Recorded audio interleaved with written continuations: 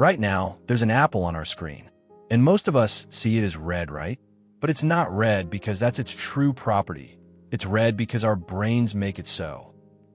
Today, we're diving deep into what color really is, where color blindness comes from, how animals see the world, how psychology and even language shape what we see, and of course, what's going on with that famous dress.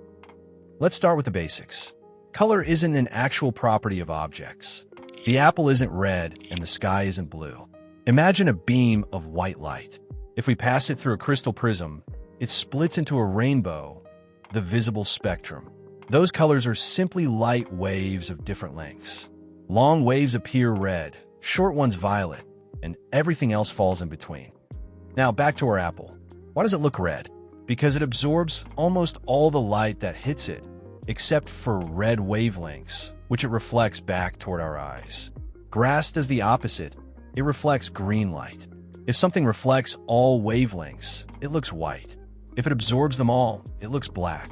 So, color is simply light waves of various lengths bouncing off objects. But what happens when those waves reach our eyes? Let's take a closer look. When light enters the eye, it focuses on the retina, a thin layer packed with special receptor cells. We have two main types, rods and cones. Rods help us see in low light. They're super sensitive but only show shades of gray. That's why at night, the world looks colorless. Cones, on the other hand, work in daylight and are responsible for color vision. Most people have three types of cones. One sensitive to red light, one to green, and one to blue. When you look at grass, the green cones fire up while the red and blue ones stay quiet. The brain receives this combination of signals through the optic nerve and interprets it as green. That's the key. Color doesn't exist in the eye. It's created by the brain. But sometimes this system breaks down. If the red or green cones don't function properly, a person becomes colorblind, usually confusing red and green. Their world is built from a different set of color puzzle pieces. And that shows how deeply subjective color really is. We've not only learned to see color, we've learned to reproduce it. Take your smartphone camera, for example. It's a mechanical version of the human eye. Its retina is a light-sensitive sensor. But to capture color, it's covered by a Bayer filter, a grid made of tiny red, green, and blue cells. Each pixel only detects one color, but the camera's processor analyzes neighboring pixels to calculate what the full color must be. The final photo you see is the result of complex algorithms and math. Screens work in the opposite way. They don't capture light, they emit it. Every pixel contains three miniature lights: red, green, and blue.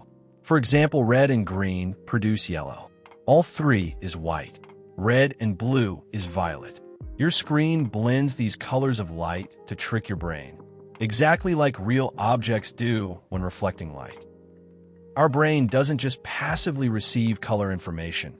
The perfect example is the famous dress. Some people swear it's white and gold, others see blue and black, because our brains are trying to guess the lighting in the photo and correct it differently. Color also affects our emotions and behavior. Red grabs attention and signals danger or excitement. Blue tends to calm us down. That's why brands pick their logo colors so carefully. And even language shapes how we see color. Linguists discovered that color words appear in human languages in a specific order. First come black and white, then red, then green and yellow, and finally blue. In ancient texts like Homer's epics, the sea and sky were called dark wine-colored, not blue. It seems people didn't even notice blue at the time. Or take the Himba people of Namibia. They have no word for blue, but dozens of words for shades of green. They can easily tell greens apart that look identical to us, but struggle with blues. Their language literally shapes their perception.